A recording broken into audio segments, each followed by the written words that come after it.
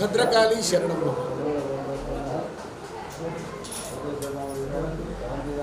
కాకతీయుల రాజధాని ఏకశిలా నగరంగా చరిత్ర ప్రసిద్ధిగాంచిన వరంగల్ మహానగరం చారిత్రాత్మక ప్రాధాన్యత మాత్రమే కాకుండా ఆధ్యాత్మిక ప్రాధాన్యతను కూడా కలిగి ఉంది. ఎందుకంటే సముద్ర మట్టానికి 400 మీటర్ల ఎత్తులో ఈ తెలంగాణ ప్రాంతం ఉంది. అత్యంత ప్రాచీనమైన ప్రదేశంగా నాగరికత కలిగిన ప్రజలుగా ఈ తెలంగాణ ప్రాంతం తెలంగాణ ప్రజలు వాసికెక్కారు. అయితే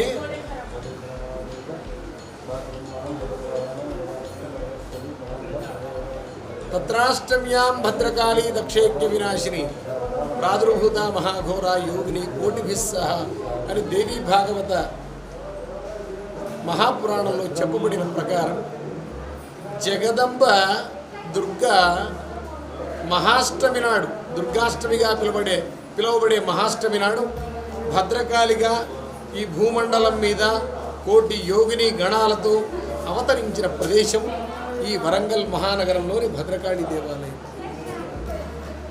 మనకింకా శైవ క్షేత్రాలు కూడా, అంటే ఆంధ్రాలో పంచారామాల పేరు చెప్పి తమిళ దేశంలో తమిళనాడు రాష్ట్రంలో పంచభూతలింగాలని చెప్పి ఇది చిదంబరం అని, మళ్ళీ తిరువణ్ణామలై, ఇట్లాంటి 5 చోట్ల 5 లింగాలు గొప్పగా చెప్తారు. కానీ ఈ భూమండలంలో ఒకే నగరంలో శంకరుని యొక్క 5 ముఖాలుగా పంచభూతాత్మకమైన పంచభూతలింగాలుగా ప్రసిద్ధిగాంచిన శైవ క్షేత్రాలు ఈ వరంగల్ మహానగరంలోనే ఉన్నాయి.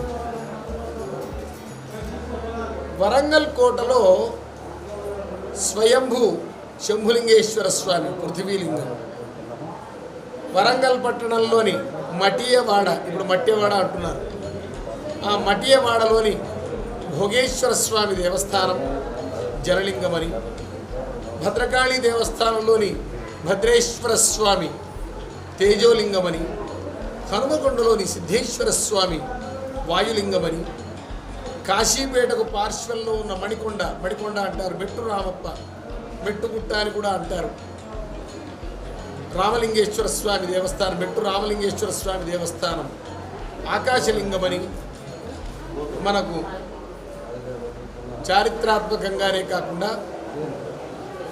చాలా పురాణాలలో ఈ ప్రాంతం చెప్పబడి ఆధ్యాత్మికంగా కూడా చాలా ఔన్నత్యాన్ని కలిగి ఉన్న మహానగరం ఈ వరంగల్ మహానగరం. పాండవాదులు అరణ్యవాసంలో హిడింబాశ్రమంలో కొంతకాలం నివసించారు. ఆ మెట్టుగుట్టనే హిడింబాశ్రమం అంటారు. ఆ ప్రాంతంలోనే హిడింబాశ్రమం ఉంది. అక్కడ ఘటోత్కచుడు, హిడింబిని భీముడు పెళ్లి చేసుకోవడం, ఘటోత్కచుడు జన్మించడం. ఎందుకు అంటే పాండవుల విజయానికి ఘటోత్కచుడు ప్రధాన కారణంగా చెప్తారు. పాండవుల గుట్టలు అని ఈ రేగొండ మండలంలో, వరంగల్ జిల్లాలోని రేగొండ మండలంలో ఉన్నాయి. అట్లాగే మెట్టుగుట్ట పార్శ్వంలో కూడా చిన్నపెండియాల ఆ ప్రాంతంలో కూడా పాండవుల గుట్టలు అని. ఇవన్నీ ఏమిటి అంటే పాండవులు ఈ ప్రాంతంలో కొంతకాలం నివసించారు. ఆ సందర్భంలో భద్రకాళి అమ్మవారిని వారు బాగా ఆరాధించారు. ఆ అమ్మవారి యొక్క అనుగ్రహంతో అరణ్యవాసాన్ని పూర్తి చేసుకున్నారు. తర్వాత విరాటరాజు కొలువులో అజ్ఞాతవాసాన్ని కూడా పూర్తి చేసుకుని అటు పిమ్మట భారత యుద్ధాన్ని, మహాభారత సంగ్రామంలో విజయాన్ని సంపాదించారు. భారత యుద్ధం ప్రారంభానికి ముందు శ్రీకృష్ణుడు అర్జునుడిని, హే అర్జున, దుర్గను ప్రార్థించు అంటాడు. అప్పుడు అర్జునుడు చేసిన దుర్గా ప్రార్థనలో ఆ అమ్మవారిని, దుర్గను భద్రకాళిగా ఎక్కువగా కీర్తిస్తారు. అంటే ఇదంతా ఏమిటి అంటే వరంగల్ మహానగరంలో వాళ్ళు అరణ్యవాసం సందర్భంలో ఈ భద్రకాళి అమ్మవారిని సేవించడం ద్వారా ఆ భద్రకాళి అమ్మవారే ఆ దుర్గా అన్న భద్రకాళి అన్న ఏకైవాహం జగత్యత్ర ద్వితీయా కామవాపరాని దుర్గా అన్న భద్రకాళి అన్న అంతా కూడా ఆ జగన్మాత ఒక్కతే, ఇవన్నీ ఆమె విభూతులు. ఇట్లా చెప్తాడు. ఘటోత్కచుడు యుద్ధం చేస్తూ ఉంటాడు. కొన్ని వేల మందిని ఇలా సంహరించి పారేస్తూ ఉంటే దుర్యోధనుడు చెప్తాడు, ఆ ఇంద్రుడు ఇచ్చిన శక్త్యాయుధాన్ని నువ్వు ఘటోత్కచుడి మీద ప్రయోగించవయ్యా. కాదు కాదు, నేను అర్జునుడి కోసం పక్కకు పెట్టాను అని అంటాడు. అర్జునుడి దాకా కాదు, వీడే యుద్ధాన్ని పూర్తి చేసేట ఉన్నాడు. ఘటోత్కచుడు యుద్ధాన్ని పూర్తి చేసే ఉన్నాడు, తొందరగా ప్రయోగించగలేకపోతే మనం మిగలమని. అప్పుడు దుర్యోధనుడి కోసం ఆ ఇంద్రుడు వరంగా ఇచ్చిన ఆయుధాన్ని, ఆ శక్తి ఆయుధాన్ని ఘటోత్కచుడి మీద ప్రయోగిస్తాడు. ఘటోత్కచుడు మరణిస్తాడు. అర్జునుడు భీముడు అందరూ బాధపడుతూ ఉంటారు ఘటోత్కచుడి యొక్క మరణంలో. అప్పుడు అంటాడు శ్రీకృష్ణుడు, హే అర్జున, చింతిస్తున్నావు. ఇవాల్టి మటుకు నిన్ను యుద్ధం ప్రారంభానికి ముందు కూడా జగన్మాతను ప్రార్థించమని చెప్పాను. యుద్ధం ప్రారంభానికి ముందు ఆ జగన్మాతను ప్రార్థించమని చెప్పాను. ఎందుకో తెలుసా? దుర్గతులను నశింపజేసేది ఆ జగన్మాత, ఆ దుర్గ భద్రకాళి. కర్ణుడి దగ్గర శక్త్యాయుధం ఉంది, అది నీకోసమే దాచిపెట్టాడు. కర్ణుడు గనక శక్త్యాయుధం కర్ణుడు ఎదురుగా పడకుండా ఇవాళ మటుకు నిన్ను కాపాడుకుంటూ వస్తున్నారు. మనం ఎంత కాపాడినా కానీ ఆ జగన్మాత యొక్క అనుగ్రహం వల్లే మనం రక్షింపబడతాం. అందుకోసం కర్ణుడు ఇవాళ ఆ శక్త్యాయుధాన్ని ఘటోత్కచుడి మీద ప్రయోగించాడు. ఇంకా నీకు భయం పోయింది, ఈ ప్రపంచంలో నిన్ను గెలిచేవాడు కర్ణుడు కాదు. ఎంత గొప్పవాడైనా సరే నీ ఎదురుగా యుద్ధంలో గెలవలేడు. అందుకోసం నిన్ను ఆ దుర్గను ప్రార్థించమన్నా. నేను ఎంత కర్ణుడి ఎదురు పడకుండా నిన్ను కాపాడుకొచ్చున్నా కానీ ఆ జగన్మాత అనుగ్రహమే ప్రధానమైనది ఇందులో అని శ్రీకృష్ణుడు చెప్తూ ఉంటాడు. అట్లాంటి పరమ పావనమైన పుణ్యప్రదేశం ఈ భద్రకాళి దేవస్థానం. భద్రకాళి అమ్మవారి స్వయం వ్యక్తమై దర్శింపవచ్చిన భక్తులను అనుగ్రహిస్తూ ఉన్నది, ఈ లోకాన్ని అనుగ్రహిస్తున్నది. తన కరుణార సమీక్షణంతో చాళుక్య చక్రవర్తి రెండవ పులకేశి అమ్మవారిని దర్శించి అర్థసిద్ధిపడిసి 7వ శతాబ్దంలో 625 ప్రాంతంలో ఈ ఆలయాన్ని నిర్మించాడు. కాకతీయులు అమ్మవారిని తమ ఇలువేలుపుగా ఇష్టదేవతగా ఆరాధించారు. అర్థించిన కోరికలు సఫలం అవుతూ ఉండడం వల్ల భద్రకాళి కాకతీయుల ఇష్టదేవమైంది. గణపతిదేవ చక్రవర్తి కాలంలో ఎర్రయ్య అనే మంత్రి అమ్మవారి ఆలయానికి పార్శ్వంలో ఒక తీర్థాన్ని ప్రతిష్ఠ చేసి అమ్మవారికి ఆలయానికి సమర్పించాడు.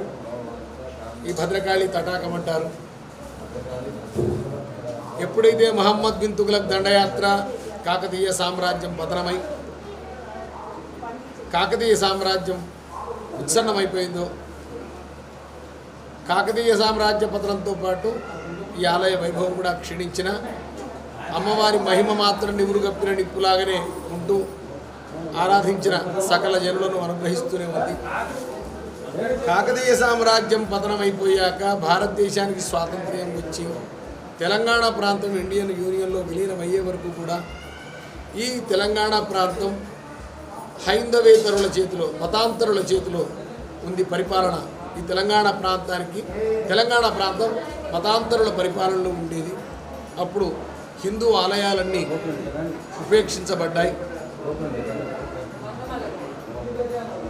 భారతదేశానికి స్వాతంత్ర్యం రావడం, పోలీస్ యాక్షన్ జరగడం, ఈ తెలంగాణ ప్రాంతం ఇండియన్ యూనియన్లో విలీనమైన పిమ్మట పురజనుల సహకారంతో క్రమక్రమంగా ఈ ఆలయం తన పురావైభవాన్ని సంతరించుకుంటూ ఉంది.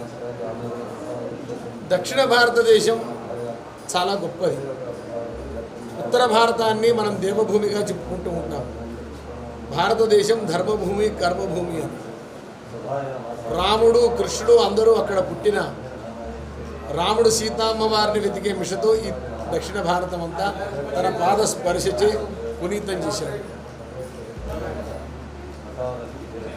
మనుష్యుల మీదనే చతుర్దశ భువనాలు ఆధారపడి ఉన్నాయి.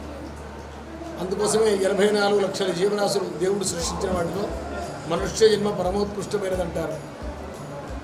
యజ్ఞయాగాది క్రతువులు సమస్త ప్రాణికోట్లో మనిషి మాత్రమే చేయగలుగుతాడు. అట్లాగా దక్షిణ భారతదేశం యజ్ఞభూయిష్టమైన భూమి. శంకరాచార్యుల వారు, రామానుజాచార్యుల వారు, భగవద్ రామానుజులు, ఆదిశంకరులు, మధ్వాచార్యుల వారు, విద్యారణ్యులు అందరూ దక్షిణ భారతదేశంలోనే పుట్టారు. వేదానికి భాష్యం రాసిన విద్యారణ్యుడు ఇక్కడే పుట్టాడు, వరంగల్ మహానగరంలో. ఇవాళ శంకరాచార్యుల వారు లేకపోతే మనం బౌద్ధులమైపోయేవాళ్ళం. ఇవాళ హైందవ సాంస్కృతిక పునరుజ్జీవన నిర్మాణకర్త విద్యారణ్యుడు కనుక వరంగల్లో కనుక జన్మించకపోతే మనం హిందువులుగా మిగిలే వాళ్ళమే కాదు, ముస్లింలం అయిపోయేవాళ్ళం. అంటే Shankaracharya protected Hinduism from Buddhism, వెరాజ్ విద్యారణ్య ప్రొటెక్టెడ్ హిందూయిజం ఫ్రమ్ ఇస్లాం. కాబట్టి అట్లాంటి మహోన్నతమైన పరమోత్కృష్టమైన చరిత్ర ఈ తెలంగాణ ప్రాంతం కలిగి ఉన్నది. భద్రకాళి అమ్మవారి యొక్క ఆలయం ప్రస్తుతం ప్రత్యేక తెలంగాణ అనేది ఏర్పాటు అయ్యాక దినదినాభివృద్ధి చెందుతూ అభివృద్ధి అనేది అమోఘంగా జరుగుతోంది. దేశ దేశాల నుండి భద్రకాళిని దర్శించడానికి భక్తులు వస్తున్నారు. సకల జనులు అమ్మవారిని సేవించి తరించెదరుగా. వరంగల్లో మొట్టమొదటిగా పెద్ద ఎత్తున వరంగల్ టైమ్స్ అనే న్యూస్ ఛానల్ వెబ్సైటు ప్రారంభించబడడం ఉదావహం. వీరి యాజమాన్యానికి ఆ జగన్మాత సకల ఐశ్వర్యాలు ఇవ్వాలి. ఈ ఛానల్ ప్రజాహితమైనదిగా బాగా కీర్తి ప్రతిష్టలు గడించాలి. అమ్మవారి యొక్క అనుగ్రహం ఈ ఛానల్, వరంగల్ టైమ్స్ ఛానల్ యాజమాన్యానికి పరిపూర్ణంగా ఉండాలి. ఇతోధికమైన ధర్మశ్రద్ధను వీరు కలిగి ధర్మ విషయంలో వీరు అంటూ ఒక ప్రత్యేకతను కలిగి ఉండాలని ఆ జగన్మాతను ప్రార్థిస్తూ వీరికి మా శుభాకాంక్షలు అందజేస్తున్నాం.